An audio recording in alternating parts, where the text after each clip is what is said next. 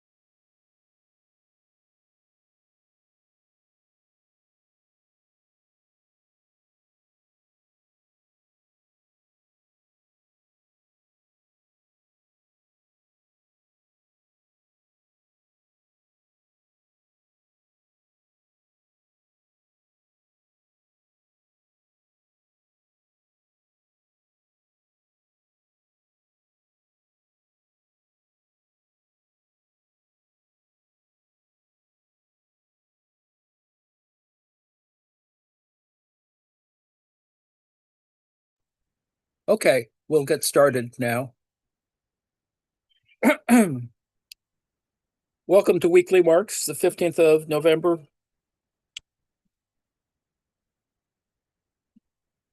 2025. Uh, we've been looking generally at texts related to the 1861 to 63 economic manuscripts.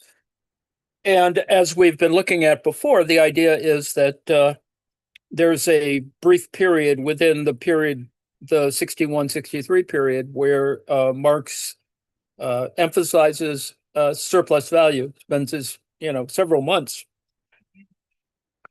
writing on surplus value and doesn't get back to the manuscripts. And the one I think has to consider it in that particular context.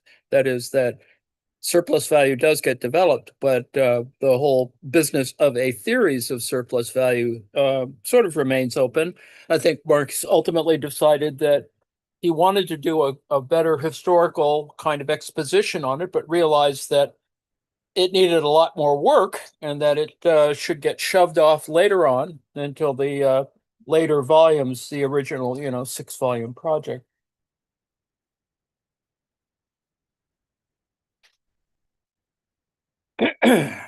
So I'm sort of plodding through this, and as you might realize, but it is, I think, necessary to revisit various elements of the text. And Ricardo's land rent and the question of the relationship of Ricardo's theory of rent and the idea of interest, normal profit, wages, all of those things are built into the problems that Ricardo was looking at. We know, of course, there's a limitation to Ricardo's theory, although it's certainly not so limited that neo-Ricardians, started working on this at probably 40 or 50 years of fiddling around with that, and even more if you consider Sraffa. The point being, of course, that we're trying to get this to sort of fit in with a 21st century kind of Marxian theory of rent, which, of course, what that might be might not resemble the 19th century versions of these things. But it's necessary to do so because of the, rentier economies are at work. And the idea that financial capitalism unlike industrial capitalism, is much more ubiquitous and more problematic for all the usual reasons. So, needless to say, the idea is still there. It's still essential. Fortunately, I don't have to teach any of this, and so we don't have to do lots of revisions. But it is the case, of course, there's an entire generation that who learned neoclassical orthodox uh, economics in school and have always tried to exist with this parallel universe. And it is, as they would say, schizophrenic.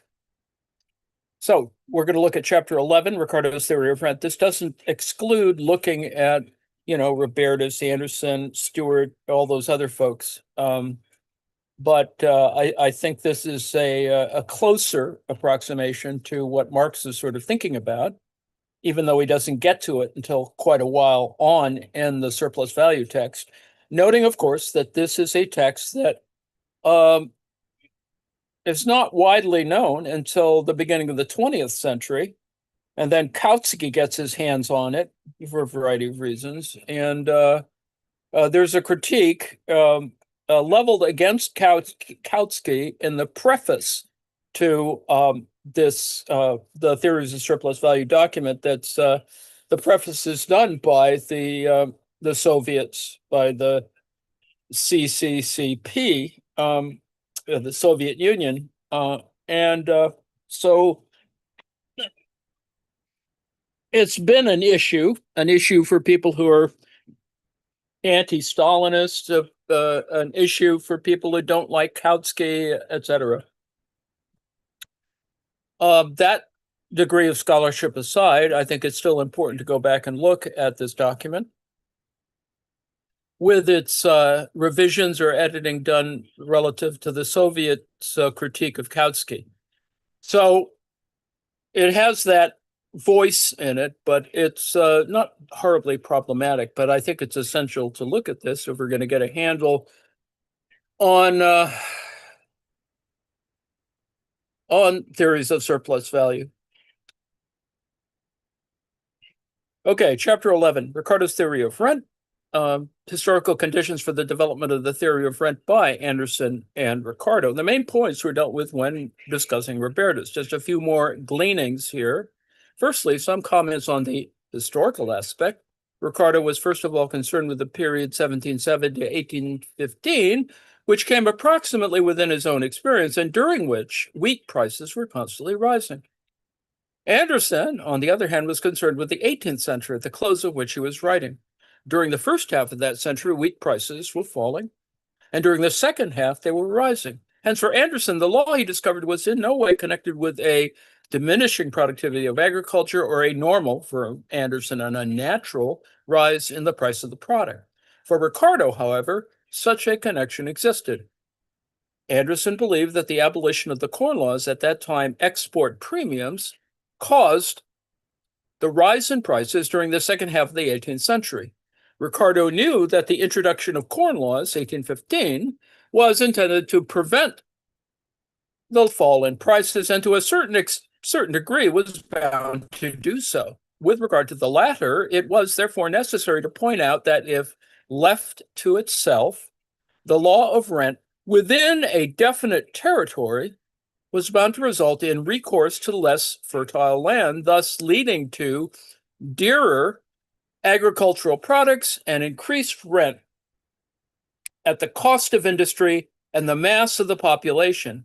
And here Ricardo was right, both historically and in practice. Anderson, on the other hand, maintained that corn laws, and he also favors a duty on imports, must further the even development of agriculture within a definite territory. And that for this, even development agriculture needs security. Consequently, he maintained that this progressive development in itself, through the law of rent he discovered, would lead to increased productivity in agriculture and thereby to a fall in the average prices of agricultural produce. Both of them, however, start out from the viewpoint, which on the continent seems so strange. Number one, that there is no landed property to shackle any desired investment of capital in land, that expansion takes place from better land to worse. This process is absolute for Ricardo, provided one leaves out of account the interruptions caused by the response of science and industry. For Anderson, the worst land, is in turn transformed into better land, and so it's relative. Number three, that a sufficient amount of capital is always available for investment in agriculture. Now, so far as numbers one and two are concerned, it must seem very odd to the Continentals that in the country in which, according to their conception, feudal landed property has maintained itself most stubbornly, the economists, Anderson as well as Ricardo, start out from the conception that no landed property exists. You can see what was on Marx's mind there. The explanation for this is, firstly, the peculiarity of the English law of enclosures, which is in no way analogous with the continental portioning out of common land. Secondly, nowhere in the world has capitalist production since Henry the Seventh dealt so ruthlessly with the traditional relations of agriculture, adapting and subordinating the conditions to its own requirements. In this respect, England is the most revolutionary country in the world. Wherever the conditions handed down from history were at variance with or did not correspond to the requirements of capitalist production on the land, they were ruthlessly swept away.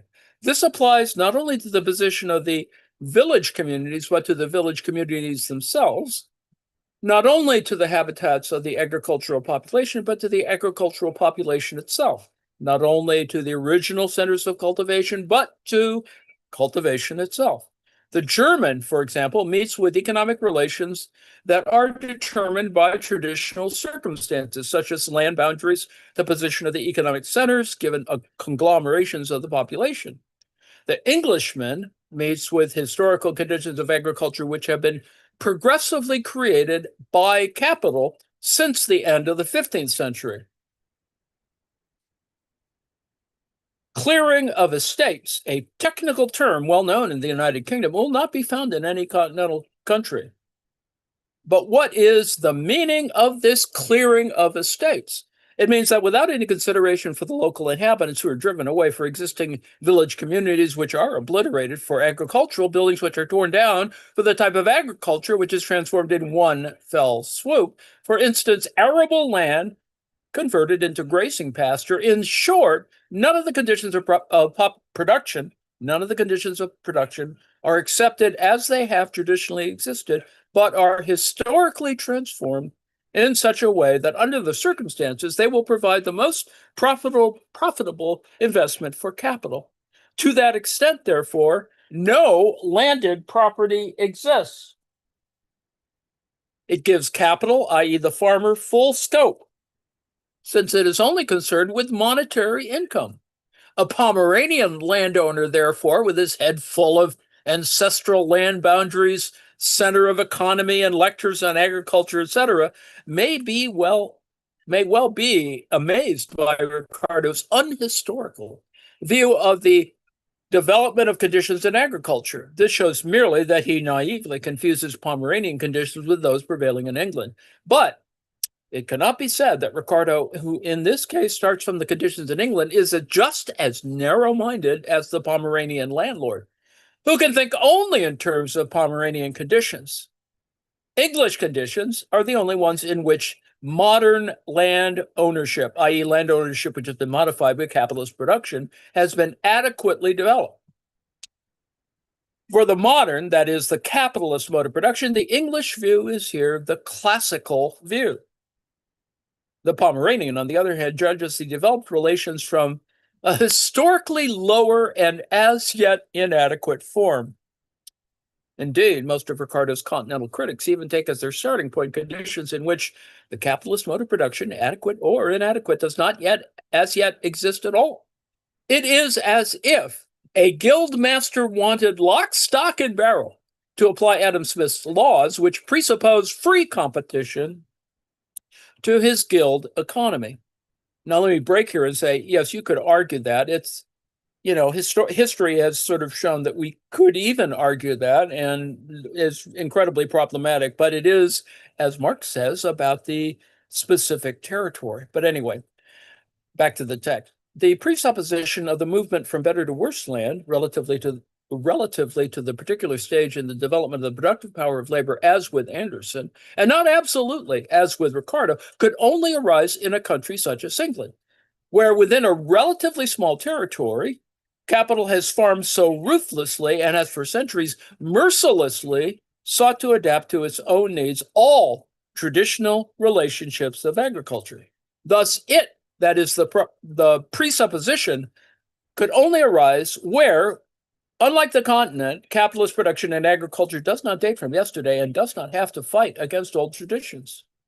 Now, a second factor influencing the English was the knowledge they gained through their colonies. We have seen that Adam Smith's work with direct reference to the colonies already contains the basis for the entire Ricardian viewpoint.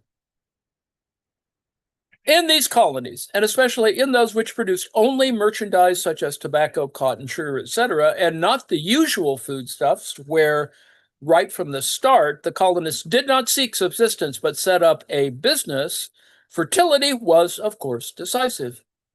Given the situation of the land and given the fertility, the situation of the land was decisive. They did not act like the Germans who settled in Germany in order to make their home there, but like people who, driven by motives of bourgeois production, wanted to produce commodities. And their point of view was from the outset determined not by the product, but by the sale of the product. That Ricardo and other English writers transferred this point of view, which emanated from people who were themselves already the product of the capitalist mode of production, from the colonies to the course of world history, and that they put the capitalist mode of production as a premise for agriculture in general, as it was for their colonists, is due to the fact that they saw in these colonies, only in more obvious form, without the fight against traditional relations, they're therefore untarnished, the same domination of capitalist production in agriculture as hits the eye everywhere in their own country.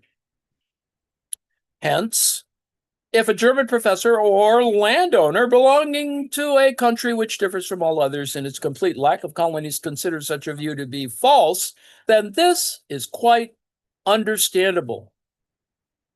Finally, the presupposition of a continuous flow of capital from one sphere of production into another, this basic assumption of Ricardo's amounts to nothing more than the assumption that developed capitalist production predominates. Where this domination is not yet established, this presupposition does not exist. For instance, a Pomeranian landowner will find it strange that neither Ricardo, nor indeed any English writer, ever suspects that agriculture might lack capital.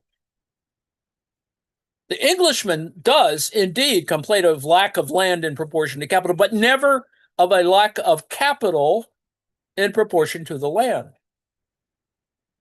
Wakefield, Chalmers, etc., try to explain the fall in the rate of profit from the former circumstance. The latter does not exist for any English writer. Courbet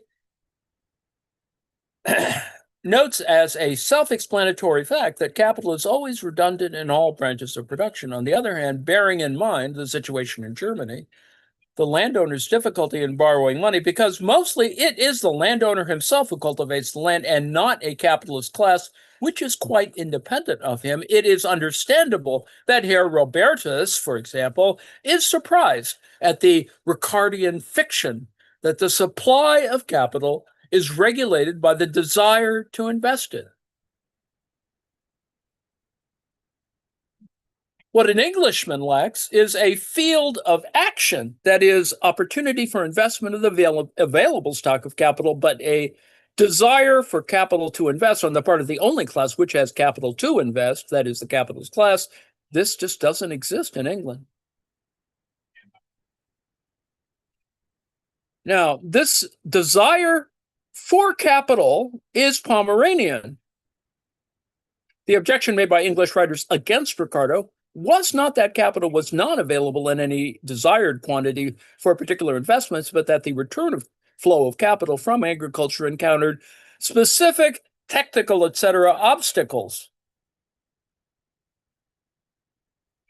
This kind of critical continental censoriousness of Ricardo, therefore, only shows the lower stage in the conditions of production from which these sages start out. Number two, the connection between Ricardo's theory of rent and his explanation of cost prices. Recall that cost price is the price to the producer of production as viewed as cost on the cost side or on the production side, and not from anything related, although obviously this is a sort of micro relation to the circuit of consumption. So, anyway, now to the matter at hand. In the first place, in order to isolate the problem, we must leave aside entirely differential rent, which alone exists for Ricardo. By differential rent, I understand the difference in the magnitude of rent, the greater or smaller rent, which is due to the different fertility of the various types of land.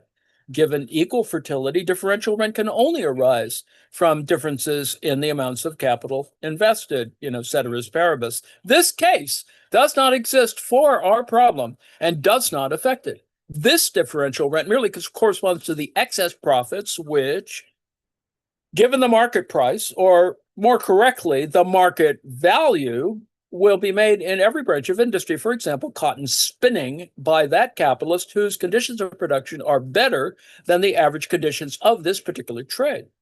For the value of the commodity of a particular sphere of production is determined not by the quantity of labor which the individual commodity costs, but by the quantity which the commodity costs that is produced under the average conditions of the sphere. So let me break here for a second and note that there is a kind of indexical relation going on here. Back to the text. Manufacture and agriculture only differ from one another here in that the one, the excess profits, fall into the pocket of the capitalist himself, whereas in the other, they are pocketed by the landowner. And furthermore, that in the former, they are fluid, that they're not lasting, that they're made by this capitalist or that capitalist and always disappear again. While in the latter, in the landowner's case, they become fixed because of their enduring, at least for a long period, natural basis in the variations in the land. So one is more real than the other in that particular sense, and one is, in that sense, more tangible than the other. So there's a variety of ways in which we can look at these issues.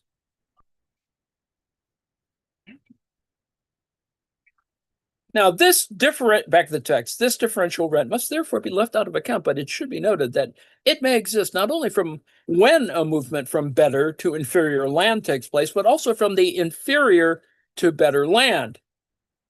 So it's not about the movement, but the land itself. In both cases, the only requirement is that the newly cultivated land is necessary, but at the same time, only just sufficient to satisfy the additional demand. So if the newly cultivated, better land were more than sufficient to satisfy the additional demand, then according to the volume of the additional demand, part or all of the inferior land would be thrown out of cultivation, or at any rate out of cultivation of that product, which forms the basis of the agricultural rent, i.e., in England of wheat and in India of rice. Thus, differential rent does not presuppose a progressive deterioration of agriculture, but can equally well spring from a progressive improvement in it. Even where it is based on the descent to worse types of land, firstly, this descent may be due to an improvement in the productive forces of agriculture, in that the cultivation of the worst land,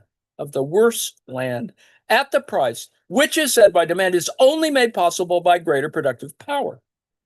Secondly, the worse land can be improved.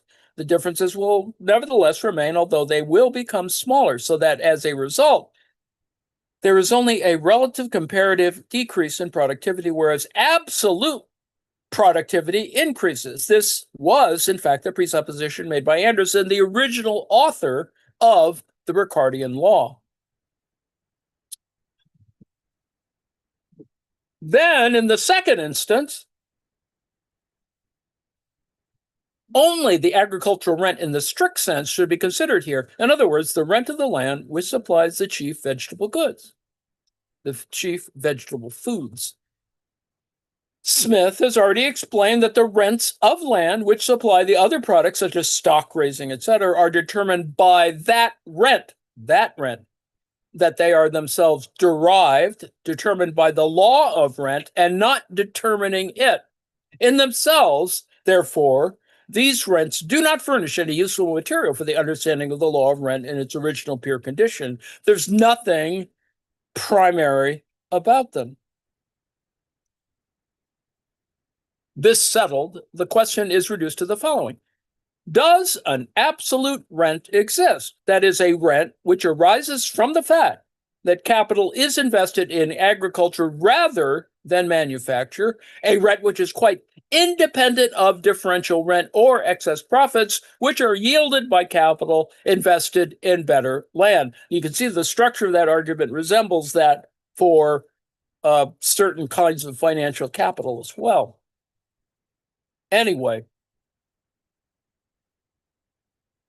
it's clear that Ricardo correctly answers this question in the negative, since he starts from the false assumption that values and average prices of commodities are identical.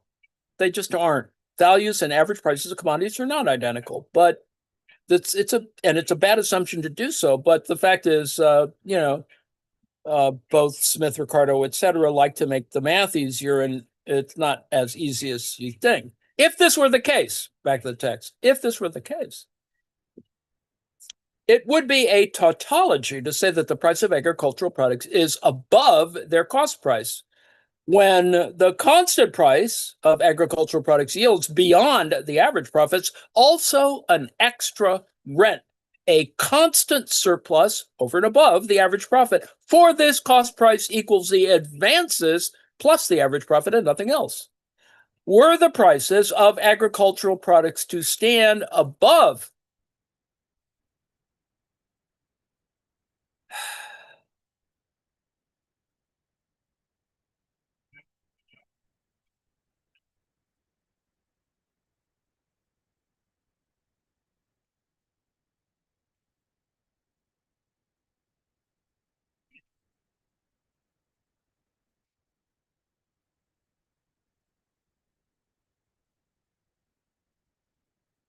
Let's start again. It is clear that Ricardo correctly answers the question in the negative, since it starts from the false assumption that values and average prices of commodities are identical. If this were the case, it would be a tautology to say that the price of agricultural products is above their cost price, when the constant price of agricultural products yields beyond the average profits also an extra rent, a constant surplus over and above the average profit. For this, cost price equals the advances plus the average profit and nothing else. Were the prices of agricultural products to stand above their cost prices and always to yield an excess profit, they would consequently stand above their value. There would be no alternative but to assume that agricultural products are perpetually sold above their value, or that value in general is something quite different from that which the theory requires it to be. Taking into account all compensations which take place between the different capitals owing to differences arising from the process of circulation, the same quantity of labor, that is immediate and accumulated labor, would produce a higher value in agriculture than in manufacture. The value of the commodity would therefore not be determined by the quantity of labor contained in it. The whole foundation of political economy would thus be thrown overboard.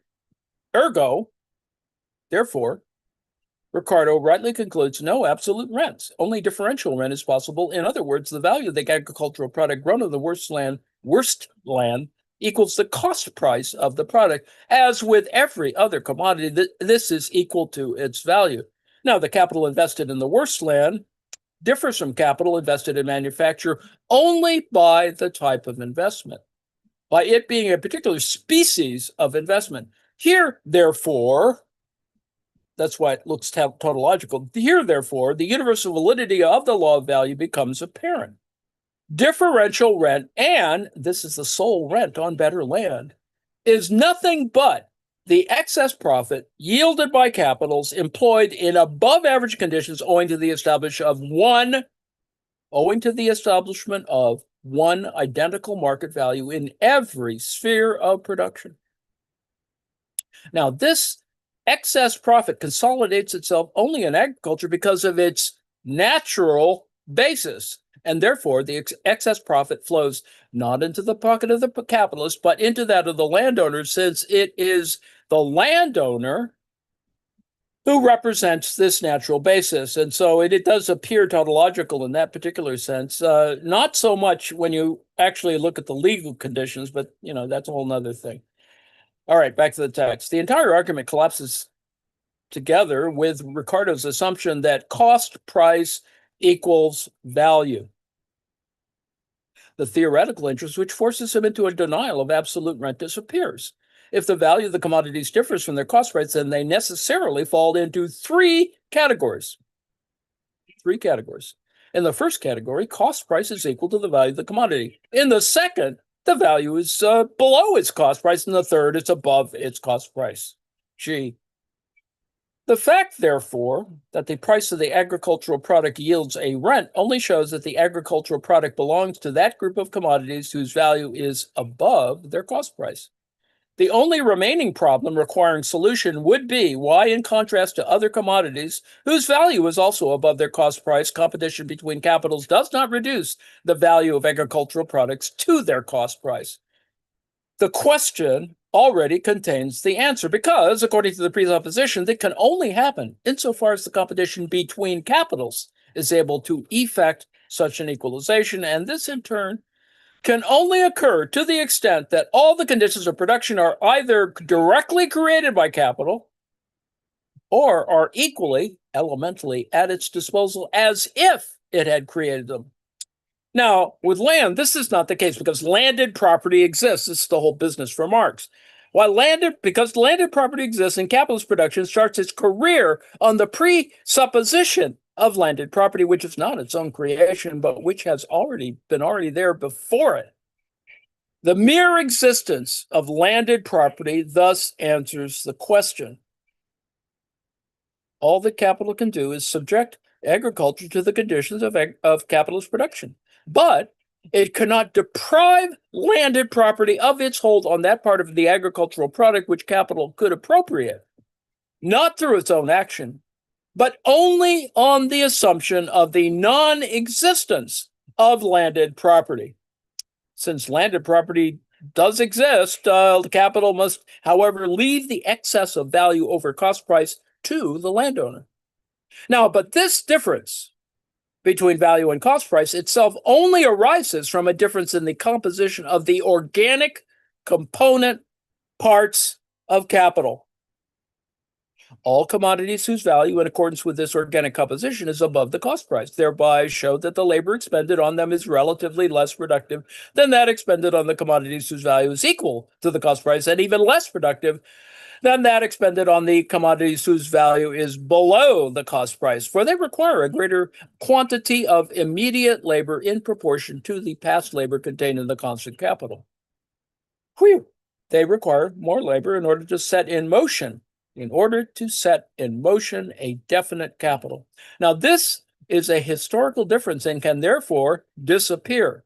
The same chain of reasoning which demonstrates the possibility of the existence of absolute rent shows its reality, its existence, as a purely historical fact, which belongs to a certain stage of development of agriculture and which may disappear at a higher stage. Now, Ricardo explained differential rent from an absolute decrease in productivity in agriculture. Differential rent does not presuppose this, nor does Anderson make this assumption. On the other hand, Ricardo denies the existence of absolute rent because he assumes the organic composition of capital be the same in industry and agriculture, and so denies the purely historical fact of the lower development of the productive power of labor in agriculture as compared with manufacture. Hence, Sly falls into a twofold historical error. On the one hand, he assumes that the productivity of labor in agriculture is absolutely the same as in industry, thus denying a purely historical difference in their actual stage of development. On the other hand, he assumes an absolute decrease in the productivity of agriculture and regards this as its law of development. He does the one in order to make cost price on the worst land equal value, and he does the other in order to explain the differences between the cost prices of the products and of the better kinds of land and their values. So the whole blunder originates in this issue of cost price versus value. Thus, the Ricardian theory is disposed of. The rest was dealt with later, as in the chapter on Robertus. Now, this is, as you can see, this has tautological implications. It can be problematic. It has other elements designed in it. And I think it's really important to consider that negating this is, of course, important from a revolutionary point of view in terms of landed property, which is the focus for Marx, or is at least fresh in Marx's mind in terms of class struggle and all that sort of stuff. But also, it is a step towards trying to figure out on which is everything capital ultimately. I mean, land, labor, and capital, ultimately is not reducible to capital, but it has this unfortunate element that has come in the 21st century, that a lot of this has that kind of implication, particularly when people, in light of genocides, etc., have so little, place such little value on life in that context. So anyway, back to the text. Number 3, the inadequacy of the Ricardian definition of rent.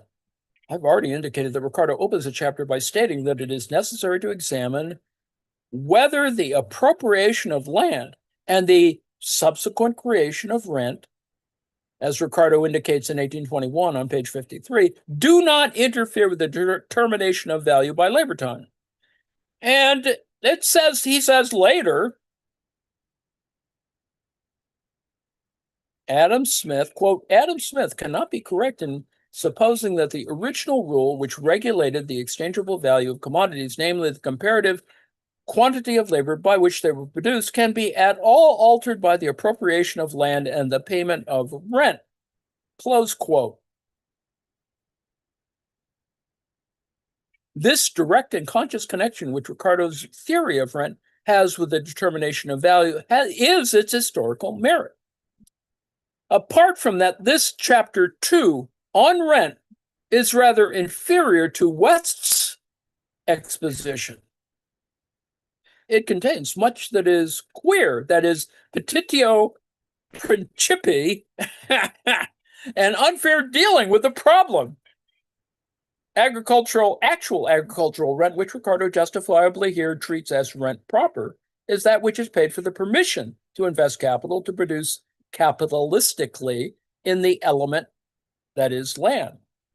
Here, land is the element of production. You can see how, this is working out, categorically speaking. This does not apply, for example, to rent for buildings or waterfalls or etc. The powers of nature, which are paid for in these cases, enter into production as a condition. Note other thoughts on the gifts of nature, be it as productive power or a sine qua non, but they are not the element in which this particular branch of production is carried on. Again, in rents for mines or coal mines, etc., the earth is the reservoir from whose bowels the use values are to be torn. In this case, payment is made for the land, not because it is the element in which production is to take place, as in agriculture, not because it enters into production as one of the conditions of production, as in the case of the waterfall or the building site, but because it is a reservoir containing use values which are to be got hold of through industry. Ricardo's explanation that, quote, rent is that portion of the produce of the earth which is paid to the landlord for the use of the original and indestructible powers of the soil. So you can see, there's the residual of gift of nature, close quote, anyway, is poor. That the original and indestructible powers of the soil is poor. Firstly, the soil has no indestructible powers. A note on this is to follow at the end of this chapter. You can see let me break here for a second and say, you can see why fertility is on Marx's mind. The fertility seems magical in that particular context. It's an indestructible power in that context, or destructible power in that context. Anyway, secondly, back to the text. Secondly, it has no original powers either, since the land is in no way original, but rather the product of a historical and natural process. But let that pass. By original powers of the land, we understand here those which it possesses independently of the action of human industry, although, on the other hand, the powers given to it by human industry become just as much its original powers as those given to it by the process of nature. Apart from this, it's correct to say that rent is a payment for the use of natural things, irrespective of whether it is for the use of the original powers of the soil, or of the power of the waterfall, or of land for building, or of the treasures to be found in the water, or in the bowels of the earth. So rent is the payment for the use of natural things. As distinct from the agricultural rent proper, Adam Smith says Ricardo speaks of the rent paid for wood from virgin forests, rent of coal mines and stone quarries. The way in which Ricardo disposes of this is rather strange. He begins by saying that the rent of land must not be confused with the interest and profit of capital. That is, quote, capital employed in ameliorating the quality of the land and in erecting such buildings as were necessary to secure and preserve the produce. From this, he immediately passes on to the above-mentioned examples from Adam Smith with regard to virgin forests. Quote, is it not, however, evident that the person who paid what he calls rent paid it in consideration of the valuable commodity which was then standing on the land, and that he actually repaid himself with a profit by the sale of the timber, close quote. Similarly with stone quarries and coal mines. Quote, the compensation for the mine or the quarry is paid for the value of the stone or coal that can be removed from them. It has no connection with the original and indestructible powers of the land. This is a distinction of great importance in an inquiry concerning rent and profits, for it is found that the laws which regulate the progress of rent are widely different from those which regulate the progress of profits, and seldom operate in the same direction, close quote. Now, this for Marx. This is back to the text. Marx says this is very strange logic. One must distinguish rent paid to the owner of the land for the use of the original and indestructible powers of the soil from the interest and profit which is paid to him for the capital he has invested in ameliorating the land, etc. The compensation which is paid to the owner of naturally grown forests for the right to remove wood, or to the owner, you see, we're back to Silesia again, right? The compensation which is paid to the owner of naturally grown forests for the right to remove wood, or to the owner of stone quarries and coal mines for the right to remove stones and coal, is not rent, because It is not a payment for the use of the original and indestructible powers of the soil. All right, very well, says Marx, but Ricardo argues as though the compensation were the same as the profit and interest which are paid for capital invested in ameliorations of the land. But, as Marx says, this is wrong. Has the owner of a virgin forest invested capital in it so that it may bear wood, lumber? Or has the owner of stone quarries and coal mines invested capital in these so that they may contain stones and coal and hence heat? Whence, therefore, his compensation? It is by no means, as Ricardo tries to make out, profit or interest of capital. So, therefore, it is rent and nothing else, even if it is not rent as defined by Ricardo. But this only shows that his definition of rent excludes those forms of it where the compensation is paid for mere natural things, in which no human labor is embodied, and where it is paid to the owner of these natural things only because he is the owner of land, whether this consists of soil, forest, fish pond, waterfall, building land, or anything else. But, says Ricardo, the man who paid for the right to fell trees in the forest paid in consideration of the valuable commodity which was then standing on the land and actually repaid himself with a profit by the sale of the timber. Stop. Stop. When Ricardo here calls the wood, i.e. the trees standing on the land in the virgin forest, a valuable commodity, then this means only that it is potentially a use value. And this use value is expressed here in the word valuable. But it is not a commodity. Because for this, it would at the same time have to be exchange value, in other words, to contain a certain amount of labor expended upon it. It only becomes a commodity by being separated from the virgin forest, by being felled, removed, and transported. Note that there's labor in there, by being transformed from wood into timber. Or does it only become a commodity by the fact that it is sold? See, that's Marx's question. Then arable land too becomes a commodity by the mere act of selling.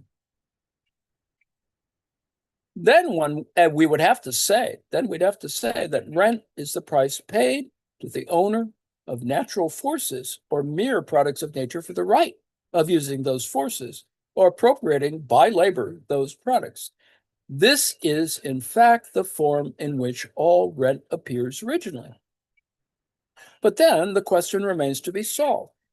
How things which have no value can have a price, and how this is compatible with the general theory of value. The question, for what purpose does the man pay a compensation for the right to remove timber from the land upon which it stands, has nothing to do with the real question. And the real question is, from what fund does he pay? Well, says Ricardo, by sale of the timber. That is, out of the price of the timber. And furthermore, this price was such that, as Ricardo said, the man actually paid himself with a profit. Now we know where we are. The price of the timber must at any rate equal the sum of money representing the quantity of labor necessary to fell the timber, to remove it, to transport it, and bring it to market. The price of the timber must at any rate equal the sum of money representing the quantity of labor necessary to fell the timber, to remove it, to transport it, to bring it to market. Now, is the profit with which the man repays himself, in addition, over and above this value, this exchange value just imparted to the wood, through the labor expended upon it.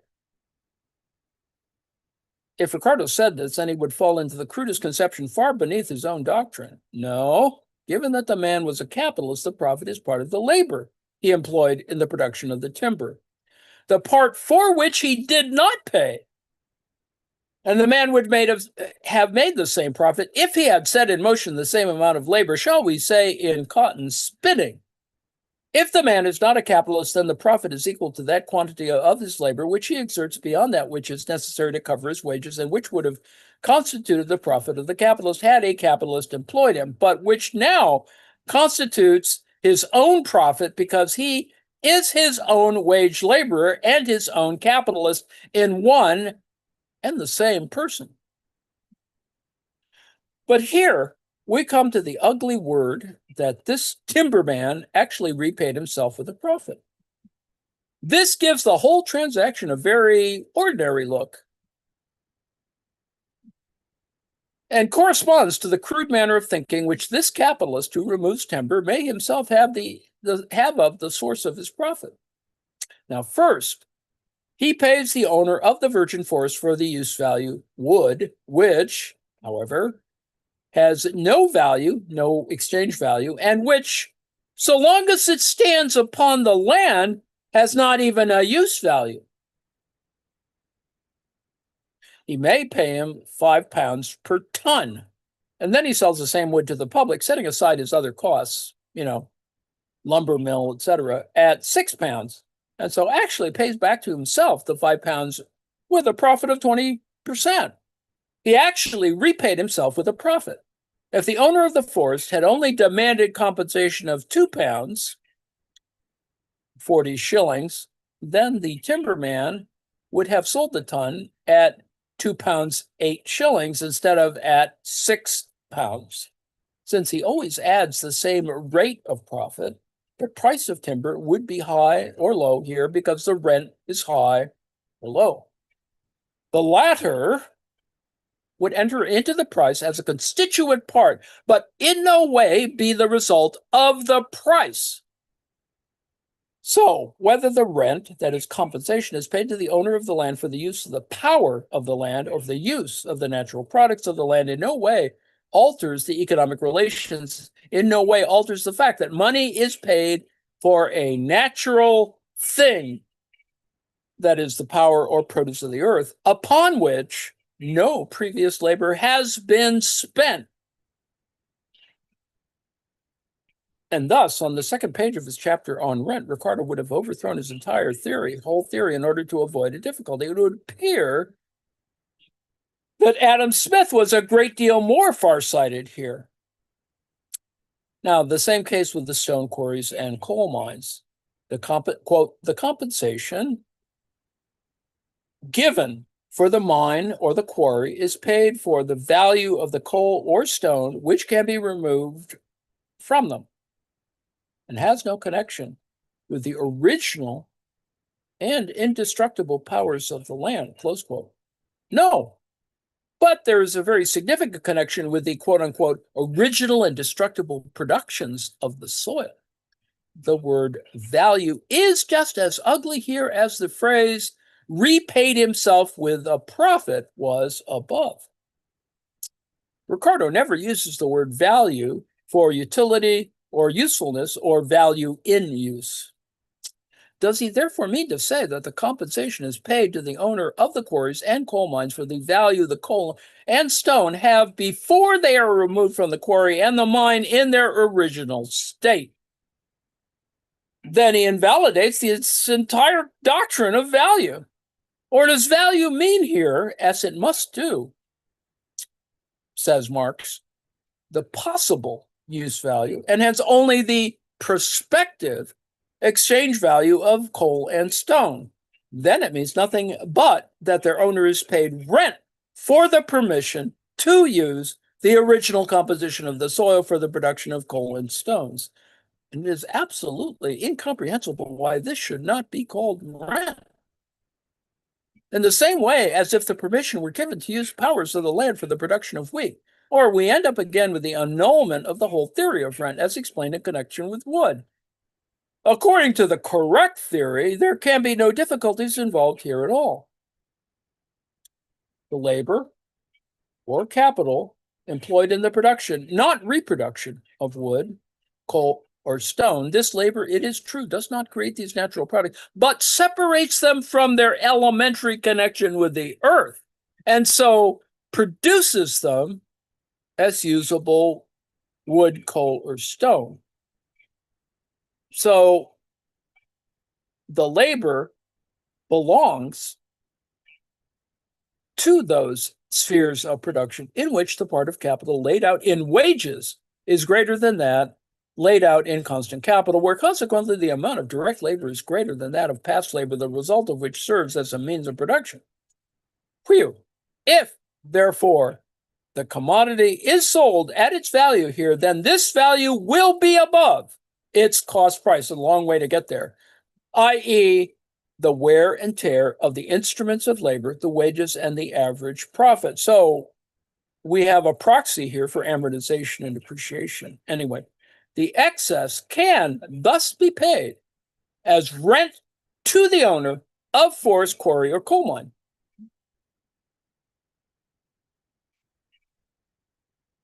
But why these clumsy maneuvers of Ricardo, such as the wrong use of value, etc.?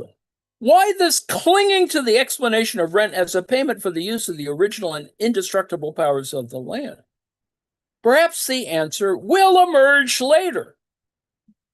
Now, in any case, he wants to distinguish, to mention specifically agricultural rent in the strict sense, and at the same time to open up the way for differential rent by saying that the payment for this elementary power can only be made insofar as it develops different degrees of power. So at the end of all this, we're trying to parse out not that it is labor itself, but always the measure of labor, and ultimately the question of measures of labor power that are at work. All right, anyway, we digress. We've gotten to the end, and we're very close to the end of our time. And so I hope that made some sense. Marx does go through these long kind of, and you may call them tedious, but he is revolving around certain ways in which you can calibrate the question of value, which is not identical to rent. I mean, not identical to price, sorry. Value not equivalent to price, even though at first blush, you have to do that in order to get, certain things rolling. Now, scholars have, done this in a variety of ways, and often, simply reducing it to the notion of congealment and all that sort of other sort of stuff. It is far more detailed than that. And ultimately, are the questions arbitrary in the sense that is it, sort of accounting measures that determine these values? I mean, you can predict or estimate or expect that certain values will appear or realize themselves or whatever. But isn't it the case that in the front end, you're trying to frame this entire set of prices with, all these indexical proxies? It's going to be worth this, but it might not be. And we've written these laws so that, I can be compensated even if they don't. It's this set of compensations that is always the problem. And ultimately the question, like in tort law, how you're going to try and evaluate these things. How is it that historical value becomes real or becomes current value? And I think this is why Marx is trying to figure this surplus value problem out, because he wants to sort of work with surplus value in a way that justifies, rationalizes the issues of expropriation, exploitation, and ultimately accumulation. So it's all seemingly fuzzy, but not so fuzzy. Simply, Marx has a variety of purposes, objectives in this kind of reasoning, to not only set apart the difference between Ricardo and Adam Smith, and is the critique of the political economy developed by both Ricardo and Adam Smith and others, but to place in position something where people can provide a way of identifying the value that's being taken from them. Often that's just not being done or is only done in abstraction. And of course, Marx goes through all this abstraction to get to that place. But in fact, these estimations are very important. And they, of course, get ameliorated or modified in terms of the law or other kinds of things. And much to our own dismay and whatever, uh, as if we could get there, um, in a real way. But anyway, so therefore, we've gotten to the end of our little period here. And not that anyone else was listening, I will return to the meeting. Um, and thank you for your attention. I'm going to turn off now the live stream.